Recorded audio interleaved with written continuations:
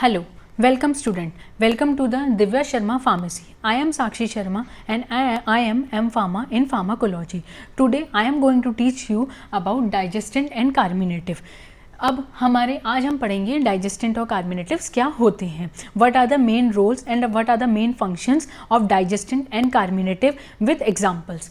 अब पहला हम पढ़ते हैं डाइजेस्टेंट होते क्या हैं. डाइजेस्टेंट्स क्या होते हैं? डाइजेस्टेंट्स वो एजेंट्स होते हैं जो प्रमोट करते हैं हमारा डाइजेशन को, जो डाइजेशन को बढ़ा देते हैं. ये डाइजेस्टेंट्स की ज़रूरत हमें कब पड़ती है? ये डाइजेस्टेंट की ज़रूरत हमें तब पड़ती है जब हमारी बॉडी में इनडाइजेशन कॉज हो जाता है. अब ये इनडाइजेशन किसी भी वजह से हो सकता है. ये इनडाइजेशन हमारे कोई इन्फेक्शन हो जाए हमारे GIT ट्रैक में तो हो सकता है, या फिर कोई फूड स्टाइल, अगर हमारे लाइफस्टाइल में कोई चेंजेस होते हैं उसकी वजह से इंडाइजेशन हो सकता है, या फिर कोई फूड कंटामिनेशन की वजह से इंडाइजेशन हो सकता है. तो उसको नेग्लेक्ट करने के लिए हम लोग डाइजेस्टेंट लेते हैं. अब आप लोग यहाँ पे देखिए डाइजेस्टेंट्स क्या लिखा है. डाइजेस्टेंट्स वो एजेंट्स होते हैं, the agents which are mainly used to promote the digestion of the food. Food के डाइजेशन को बढ़ा देते हैं. अब कैसे बढ़ा देते हैं फूड के डाइजेशन को? By stimulating the secretion of digestive juices and pepsin so that the food is digested. हमारे कैसे ये क्या करते हैं, डाइजेस्टिव जूसेस का और पैप्सिन के सिक्रीशन को हमारे स्टमक में GIT ट्रैक में इंक्रीज कर देते हैं, जिसकी वजह से जो स्टमक में जो फूड होता है उसका डाइजेशन फास्ट हो जाता है हमारा. अब हमारे जो डाइजेस्टेंट होते हैं वो हमारे कुछ होम रेमेडीज़ भी हम लोग यूज़ करते हैं और कुछ मार्केटेड फॉर्मुलेशंस भी हम लोग यूज़ करते हैं एज अ डाइजेस्टेंट. अब हमारे जो हम होम रेमेडीज़ जो यूज़ करते हैं वो कुछ भी हो सकती है. होम रेमेडीज़ जैसे हम घर में जो भी यूज़ करते हैं अपने डाइजेशन को बढ़ाने के लिए, और जो हम लोग मार्केटेड फॉर्मुलेशंस यूज़ करते हैं. अब इसमें है सेकंड हमारा है क्लासिफिकेशन. क्लासिफिकेशन मतलब डाइजेस्टेंट्स किस किस का कॉम्बिनेशंस होते हैं. डाइजेस्टेंट में जनरली हमारे प्रोटियोलाइटिक आते हैं, अमायोलाइटिक आते हैं, लिपोलाइटिक आते हैं. अब प्रोटियोलाइटिक मतलब क्या होता है? प्रोटियोलाइटिक मतलब ये होता है, ये दो वर्ड से बना है हमारा, protein and lytic.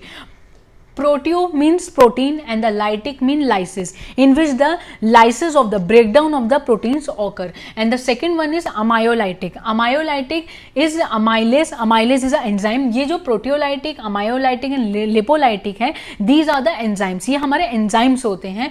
Second one is the amyolytic. Amyolytic क्या होता है? ये भी हमारे दो वर्ड से बना हुआ है, amyo plus lytic, in which there is amylase. Amylase, as we all know the amylase. Amylase क्या होता है? Amylase हमारा enzyme होता है जो सलाइवरी ग्लैंड सिक्रीट करता है, और जो फर्स्ट एंजाइम होता है हमारा जो डाइजेशन में हेल्प करता है स्टार्च की. ये क्या एमायोलाइटिक का काम ये रहता है, ये स्टार्च को डाइजेस्ट करता है और स्टार्च को ब्रेक डाउन कर देता है इनटू अ सिंपलर ग्लूकोज में. The third one is the lipolytic. Lipolytic lipid का हमारा break down. These are called lipolytic, मतलब लाइपिड जो लिपिड होते हैं, जो फैट ग्लोब्यूल्स होते हैं, उनका हमारा break down, that are called lipolytic. अब इनकी यूटिलाइजेशन कहाँ कहाँ पे हमारे ये जो डाइजेस्टेंट्स होते हैं हम लोग यूज़ करते हैं. ये जो डाइजेस्टेंट होते हैं हम तभी यूज़ करते हैं जब हमारा GIT में इनका जो इनकी कमी हो जाती है. हमारी डाइजेस्टेंट में जो एंजाइम्स होते हैं, एंजाइम्स की हमारी डेफिशिएंसी हो जाती है इन द GI ट्रैक, तभी हम लोग ये डाइजेस्टेंट यूज़ करते हैं. उसके बाद हमारा ये जो डाइजेस्टेंट होते हैं ये हम लोग डेली एज अ टॉनिक और एपेटाइट इंक्रीजिंग एजेंट्स की तरह ले सकते हैं. उसके बाद हमारे कुछ एग्जांपल्स होते हैं जो डाइजेस्टेंट की तरह यूज़ करते हैं. The first one is the pepsin. The second one is the pepsin. As we all know pepsin क्या होता है कि हमारा एंजाइम होता है जो हमारे जनरली क्या करता है, प्रोटीन की डाइजेशन में हेल्प करता है. ये क्या होता है, दे आर यूज, ये पैप्सिन को हम लोग यूज़ करते हैं with the HCl, hydrochloric acid के साथ. हाइड्रोक्लोरिक एसिड जो होता है ये हमारा 10%, जनरली हम लोग 10% सॉल्यूशन हमारा HCl का यूज़ करते हैं हाइड्रोक्लोरिक एसिड का.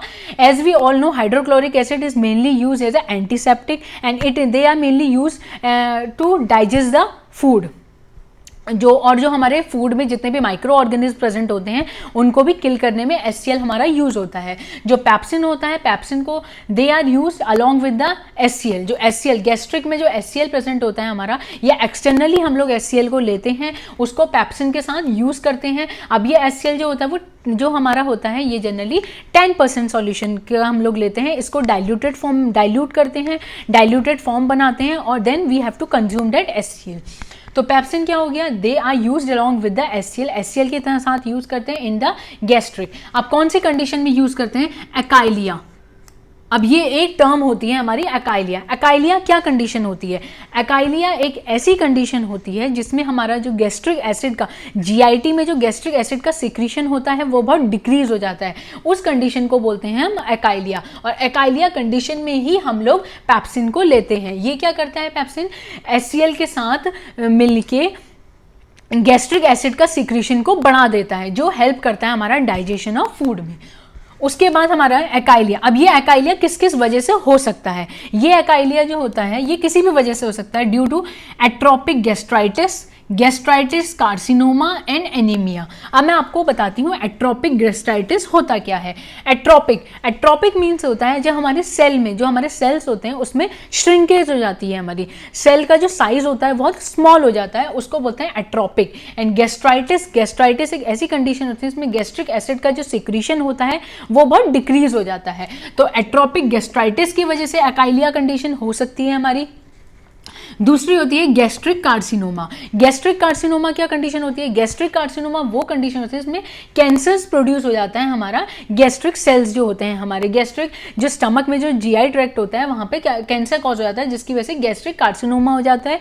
और इसकी वजह से भी जो गैस्ट्रिक एसिड का सिक्रीशन होता है वो डिक्रीज हो जाता है। The third one is the anaemia. Anaemia condition से भी क्या हो सकता है, जो गैस्ट्रिक एसिड का सिक्रीशन होता है और जो गैस्ट्रिक जूसेस का सिक्रीशन होता है वो हमारा कम हो सकता है। ये कंडीशन भी वो होती है जिसको अकाइलिया कॉज करती है।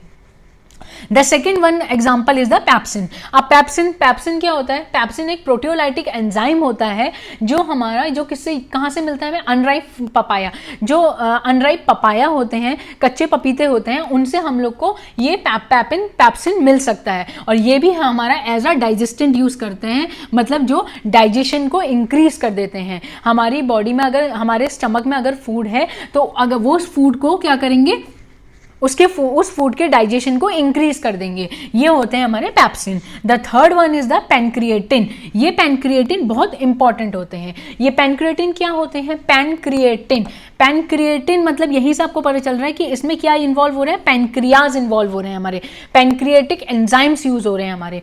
अब आप लोग को पता है जो भी ये एक्सोक्राइन ग्लैंड्स होते हैं हमारे, एक्सोक्राइन जो हमारे ग्लैंड्स होते हैं ये क्या करते हैं? पैनक्रियाटिक एंजाइम्स जो होते हैं उनको सिक्रीट करते हैं। और ये पैनक्रियाटिक एंजाइम्स क्या करते हैं? हमारे जो भी प्रोटीन्स या फिर कुछ हमारे पैनक्रियाटिक कंटेनिंग जो फूड चाइम्स होते हैं उनके डाइजेशन में हेल्प करते हैं। ये पैनक्रियाटिन क्या होता है? जो मिक्सचर होता है हमारा पैनक्रियाटिक एंजाइम्स का, जो हमें कहाँ से, अब ये पैनक्रियाटिन हमें मिलते कहाँ से हैं? ये पैनक्रियाटिन हमें कहाँ से मिलते हैं? हॉग एंड पिग्स के पैनक्रियाज से मिलते हैं। ये जो हॉग होता है ये भी पिग की एक स्पीशीज होती है हमारी। ये हमें हॉग और पिग के पैनक्रियाज से ऑब्टेन्ड होते हैं हमारे ये पैनक्रियाटिन। ये पैनक्रियाटिन की जो कंपोजिशन होती है जनरली 3 हमारे एंजाइम्स कंटेन करते हैं। कौन कौन से एंजाइम्स होते हैं? ये पैनक्रियाटिन मेनली कंटेन करते हैं एमाइलेज, ट्रिप्सिन एंड लाइपेज। मतलब ये पैनक्रियाटिन क्या कंटेन करते हैं? 3 एंजाइम्स को कंटेन करते हैं। कौन कौन से एंजाइम्स होते हैं? वो हमारे एमाइलेज आप लोग को पता है, एमाइलेज जो होता है वो स्टार्च का ब्रेकडाउन करता है और ग्लूकोज में कन्वर्ट कर देता है। दूसरा होता है हमारा ट्रिप्सिन क्या होता है? आप लोग को पता है ट्रिप्सिन वो होता है जो हमारे प्रोटीन के डाइजेशन में, ये क्या करता है? जो ट्रिप्सिन होता है ट्रिप्सिनोजेन एंजाइम्स के हेल्प से ये हमारा ट्रिप्सिन में कन्वर्ट होता है। और ये ट्रिप्सिन का काम होता है हमारा कि ये प्रोटीन के डाइजेशन में हेल्प करता है। The major enzyme is trypsin. और जो थर्ड वन है हमारा वो लाइपेज है, जो लिपिड एसिड जो होते हैं हमारे, उन जो फैट होते हैं उनकी डाइजेशन में जो हेल्प करते हैं वो होते हैं हमारे लाइपेज। अब ये पैनक्रियाटिन मैंने आपको बता दिया है कि ये एंजाइम्स कंटेन करते हैं and is indicated in chronic pancreatitis. जब हमें बहुत ज़्यादा पैनक्रियाटिस की कंडीशन हो जाती है, मतलब पैनक्रियाटाइटिस मतलब क्या होता है? जो इन्फ्लेमेशन कॉज हो जाती है पैनक्रियाज के एरिया में, जिसकी वजह से पैनक्रियाटिक जूसेस हमारे सिक्रीट नहीं हो पाते हैं, जिसकी वजह से डाइजेशन जो होता है वो इम्प्रॉपर हो जाता है। वहाँ पे हम लोग ये पैनक्रियाटिन को यूज करते हैं। और अदर एक्सोक्राइन और कुछ हमारी जो exocrine pancreatic deficiency, exocrine glands में अगर कोई डेफिशिएंसी हो जाए जिसकी वजह से हमारा एक्सोक्राइन ग्लैंड पैनक्रियाटिक को जूसेस को सिक्रीट ना कर पाए, उस कंडीशन में भी हम लोग क्या करते हैं? ये पैनक्रियाटिन को हम लोग बाहर से लेते हैं। और इसका क्या होता है, ये जो पेनक्रियाटिन होता है इसको जनरली हम लोग जो फॉर्म में लेते हैं वो एंटेरिक कोटेड टैबलेट्स की फॉर्म में लेते हैं। अब आप लोग को पता है कि एंटेरिक कोटेड टैबलेट्स क्या होती हैं। एंटेरिक कोटेड टैबलेट्स वो टैबलेट्स होती हैं जो हमारे डायरेक्टली हमारे स्टमक को बाईपास करके हमारे इंटेस्टाइन में जाके एब्जॉर्ब हो, मतलब उस डाइजेस्टिव जूसेस की वजह से वो स्टमक में डिग्रेड ना हो और वो क्या करे, उसके ऊपर एक कोटिंग कर देते हैं, एंटेरिक सब्सटेंसेस की कोटिंग कर देते हैं वो टैबलेट्स के ऊपर, जिसकी वजह से वो सीधे डायरेक्टली हमारे इंटेस्टाइन एरिया में जाए और वहां पे जाके उसका एब्जॉर्प्शन हो। तो ये जो पेनक्रियाटिन जो हमारे जो फॉर्मुलेशन हम लोग डिजाइन करते हैं, ये पेनक्रियाटिन को हमारा क्या करते हैं, एंटेरिक कोटेड टैबलेट्स होती हैं हमारी, मतलब एंटेरिक सब्सटेंसेस, जो एंटेरिक सब्सटेंसेस होते हैं उनसे कोट कर देते हैं। या तो ये टैबलेट फॉर्म में भी दे सकते हैं पेनक्रियाटिन को, या फिर कैप्सूल फॉर्म में भी दे सकते हैं, जो क्या करते हैं टू प्रोटेक्ट द एंजाइम। ये जो एंटेरिक, मैंने आपको बताया एंटेरिक कोटेड टैबलेट्स, क्यों एंटेरिक मतलब हम लोग एंटेरिक सब्सटेंसेस को कोट करते हैं, क्यों करते हैं, to protect them from the enzyme for being themself digested, जिसकी वजह से जो पैप्सिन एंजाइम जो हमारे स्टमक में ऑलरेडी प्रेजेंट है उसकी वजह से ये हमारा वहीं पे जाके हमारा डाइजेस्ट या फिर हमारा एब्जॉर्ब ना हो, ये सीधे जाके हमारे इंटेस्टाइन पार्ट में ही एब्जॉर्ब हो, इसलिए हम लोग एंटेरिक कोटिंग करते हैं इसके ऊपर। द लास्ट वन इज, जो एग्जांपल हमारा डाइजेस्टेंट्स में पढ़ते हैं वो the last one example is diastase. Diastase example, last example है हमारा डाइजेस्टेंट्स का। ये डायस्ट्रेस क्या होता है, अमाइलेज एंजाइम होते हैं। अमाइलेज मैं आपको ऑलरेडी बता चुकी हूँ कि अमाइलेज हमारे क्या होते हैं। ये क्या होते हैं डायस्ट्रेस, अमाइलेज एंजाइम्स होते हैं जो हमें कौन से, एक फंगस होता है एस्परगिलस ओरिजिया, उससे हमें ऑब्टेन्ड होते हैं। ये फंगस है एस्परगिलस ओरिजिया, इससे हम लोग को क्या मिलते हैं, ये डायस्ट्रेस मिलते हैं। यूज्ड इन पैनक्रियाटिक, जब भी हमारी बॉडी में कोई पैनक्रियाटिक की इनसफिशिएंसी हो जाती है या पैनक्रियाटिक जूसेस हमारी बॉडी में रिलीज नहीं होते हैं, उस कंडीशन में हम लोग डायस्ट्रेस को लेते हैं। अब ये जो डाइजेस्टेंट्स होते हैं हमारे, ये डाइजेस्टेंट्स हमारे कॉम्बिनेशन, जो फॉर्मुलेशन की कॉम्बिनेशन होते हैं, कॉम्बिनेशंस में दिए जाते हैं हमारे, मतलब अगर हम लोग कोई भी बाहर मार्केटेड फॉर्मुलेशन कोई देखें तो उसमें हमारे प्रोटियोलाइटिक्स भी प्रेजेंट होंगे फॉर्मुलेशन में, अमायोलाइटिक भी प्रेजेंट होंगे एंड लिपोलाइटिक्स भी प्रेजेंट होंगे। अब आप लोग को डाइजेस्टेंट आई होप कि समझ में आ चुका है कि डाइजेस्टेंट्स क्या होते हैं। डाइजेस्टेंट्स की क्लासिफिकेशन के अंदर ये 3 चीज़ें आती हैं। उसके बाद इसका यूटिलाइजेशन, कब कब हम डाइजेस्टेंट यूज़ कर सकते हैं, क्योंकि हर कंडीशन में हम लोग डाइजेस्टेंट यूज़ नहीं कर सकते। जब हमारे स्टमक में जीआईटी में हमारा एंजाइम्स की डेफिशिएंसी हो जाए या हमारा कुछ हमारे जो एंजाइम्स हैं वो रिलीज़ ना हो पाए, तभी हम लोग ये डाइजेस्टेंट्स को यूज़ करते हैं।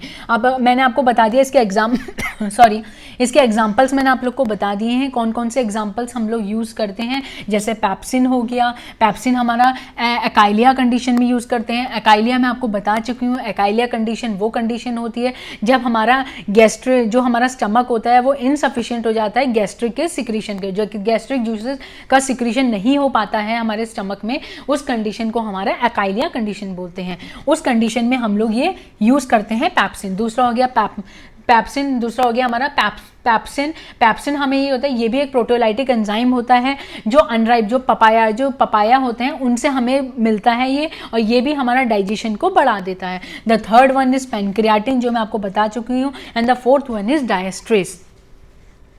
आई होप आप लोग को ये समझ में आ गया है। नाउ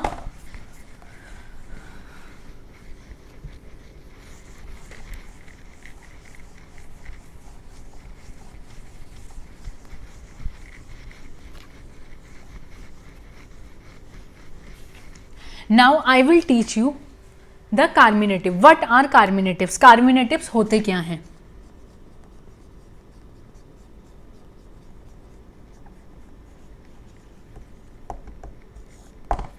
Carminatives क्या होते हैं हमारे? Carminative, these are the substance. Carminatives हमारे वो substances होते हैं जो क्या करते हैं, हमारे exclusion of the gases,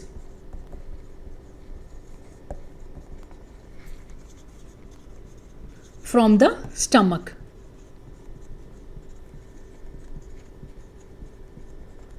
ये क्या होते हैं हमारे कार्मिनेटिव्स? क्या होते हैं कार्मिनेटिव्स? हमारे ऐसे सब्सटेंसेस होते हैं हमारे जो क्या करते हैं, एक्सप्लोजन, गैस को एक्सप्लोड आउट करते हैं हमारे स्टमक से, वो होते हैं हमारे कार्मिनेटिव। ये कार्मिनेटिव्स हम लोग क्यों यूज करते हैं? कार्मिनेटिव एक तो रिलीफ देते हैं हमारे स्टमक पार्ट को। स्टमक पार्ट में क्या मिलता है, हमारा रिलीफ मिलता है। अब कार्मिनेटिव्स मैंने आपको बता चुकी हूँ, कार्मिनेटिव ऐसे सब्सटेंसेस होते हैं जो एक्सप्लोजन करते हैं, हमारा एक्सपल्शन करते हैं, जो गैस को, हमारी जो गैस होती है उसको एक्सपल्शन करते हैं, उसका एक्सप्लोजन होता है हमारा स्टमक के एरिया से। अब ये कार्मिनेटिव्स के भी कुछ एग्जाम्पल्स होते हैं। कौन कौन से एग्जाम्पल्स होते हैं कार्मिनेटिव्स के? कार्मिनेटिव्स के एग्जाम्पल क्या है हमारे? एक तो हो गया हमारा पहला एग्जाम्पल है सोडियम बाइकार्बोनेट। सोडियम बाइकार्बोनेट हो गया। The second word is peppermint. Peppermint हमारा सेकेंड एग्जाम्पल होता है। थर्ड एग्जाम्पल होता है हमारा ऑयल ऑफ डिल, ये हो गया हमारा third one. And the fourth one is ginger tinctures.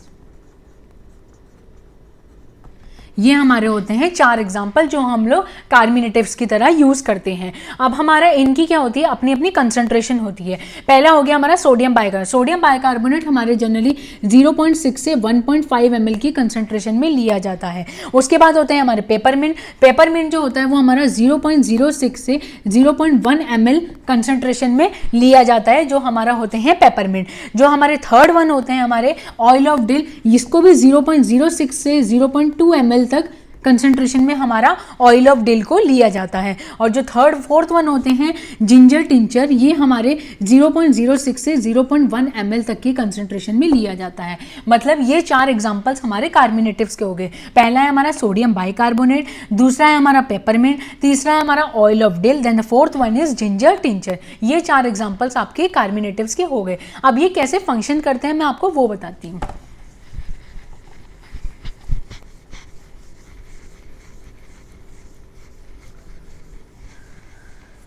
पहला है हमारा सोडियम बाइकार्बोनेट। ये कैसे एक्सपल्शन करता है, गैसेस को कैसे रिमूव करता है हमारा स्टमक से, वो मैं आपको इसका मैकेनिज्म बता रही हूँ। सोडियम बाइकार्बोनेट क्या होता है? सोडियम बाइकार्बोनेट को हम लोग किसके साथ मिलाते हैं? हमारा HCl के साथ, हाइड्रोक्लोरिक एसिड के साथ हमारा इसको मिलाते हैं और हमारा क्या करता है, CO2 फॉर्म होता है। ये जो CO2 होता है हमारा, ये क्या करता है, एक्सप्लूड आउट हो जाता है हमारा फ्रॉम द बॉडी से। ये NaS सोडियम बाइकार्बोनेट को हम लोग क्या करते हैं, हमारा HCl के साथ हमारा मिलाते हैं, HCl के साथ कॉम्बिनेशन करते हैं इसका, और CO2 हमारा बनता है। हमारा जो CO2 हमारा जो बनता है उसको हम लोग क्या कर देते हैं, एक्सपल्शन हो जाता है उसका बॉडी से, जिसकी वजह से रिलीफ मिलता है हमारा जो lower oesophageal,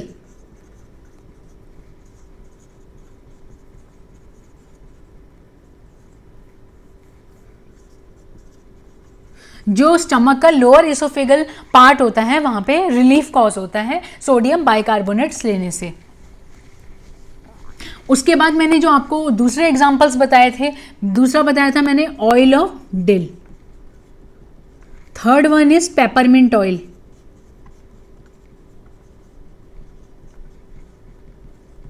and the fourth one जो मैंने आप लोग को बताया था वो क्या बताया था, जिंजर टिंचर्स। ये हमारे क्या होते हैं, ये तीनों के तीनों ऑयल्स होते हैं हमारे, वोलेटाइल ऑयल्स जिसको हम बोलते हैं हमारा। ये क्या करते हैं, ये भी हमारा क्या करते हैं, गैसेस को रिमूव कर देते हैं,